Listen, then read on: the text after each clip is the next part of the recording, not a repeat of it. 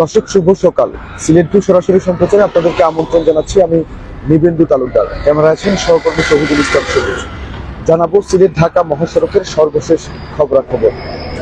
দর্শক, আমি সকাল থেকেই সিলেট ঢাকা মহাসড়কে আছি এবং এখানকার সর্বশেষ পরিস্থিতি দেখার চেষ্টা করছি।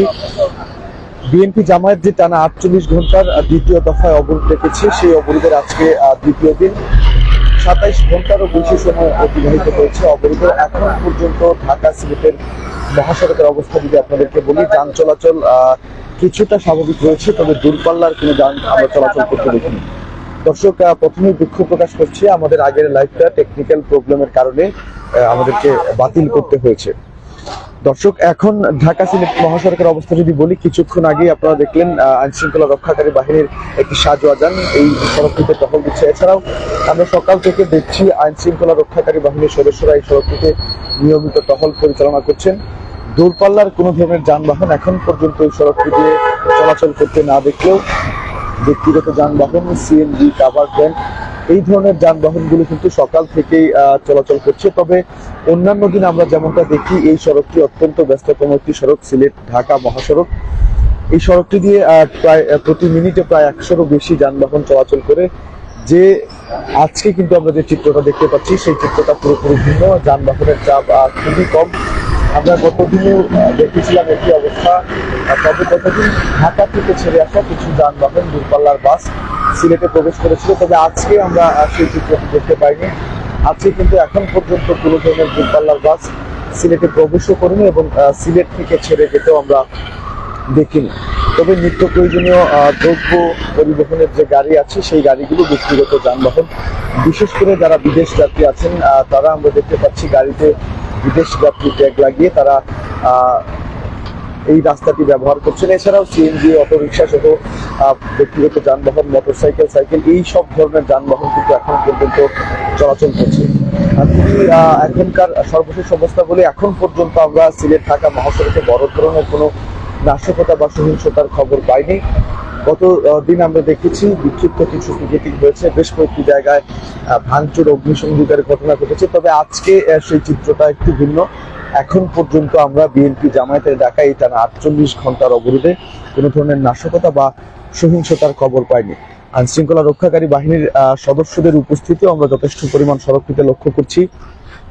আমরা দেখতে পাচ্ছি যে পুলিশের পাশাপাশি বিজিবি, র্যাব তাদের নিয়মিত টহল এই সড়কটিতে অব্যাহত রয়েছে এবং যেখানেই বিএনপি নেতাকর্মীরা সংগঠিত হওয়ার চেষ্টা করছেন, অবরোধের সমর্থনে পিকেটিং বা বিক্ষোভ মিছিল করতে যাচ্ছেন, সেখানে আসলে আইন শৃঙ্খলা রক্ষাকারী বাহিনীর সদস্যরা উপস্থিত হয়ে তাদেরকে ছত্রভঙ্গ করে দিচ্ছেন।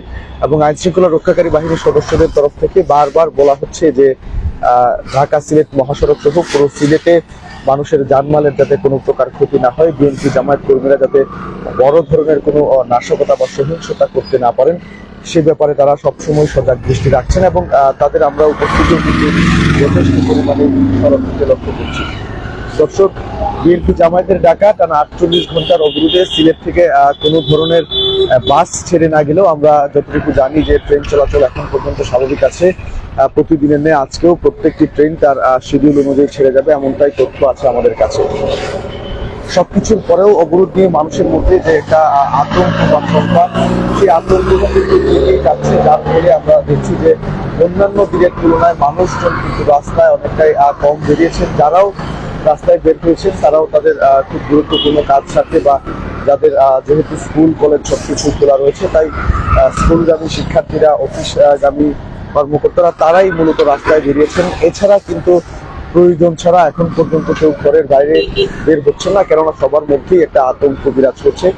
আমি যদি শহরের ভিতরের চিত্রটা আপনাদেরকে বলি, যেহেতু সব ধরনের স্কুল, কলেজ, অফিস, আদালত খোলা রয়েছে, তাই মানুষ তাদের নিত্য প্রয়োজনীয় কাজ সারতে বা স্কুল, কলেজ, অফিস যোগদান করতে মানুষ রাস্তায় বেরিয়েছেন এবং সব ধরনের সিএনজি, অটোরিকশা, মোটরসাইকেল, এই ধরনের যানবাহন যেগুলো আছে, সেই যানবাহন চলাচল কিন্তু একদম স্বাভাবিক রয়েছে, কোনো ধরনের বিঘ্ন ঘটেনি। এবং সিলেট শহরের বিভিন্ন গুরুত্বপূর্ণ পয়েন্টে আমরা আইন শৃঙ্খলা রক্ষাকারী বাহিনীদের সরব উপস্থিতি লক্ষ্য করেছি। প্রতিটা গুরুত্বপূর্ণ পয়েন্টেই তারা অবস্থান নিয়েছেন, বিএনপি জামায়াত কর্মীরা যাতে কোনো ধরনের নাশকতা, সহিংসতা করতে না পারেন, সে ব্যাপারেও তারা সজাগ দৃষ্টি রাখছেন।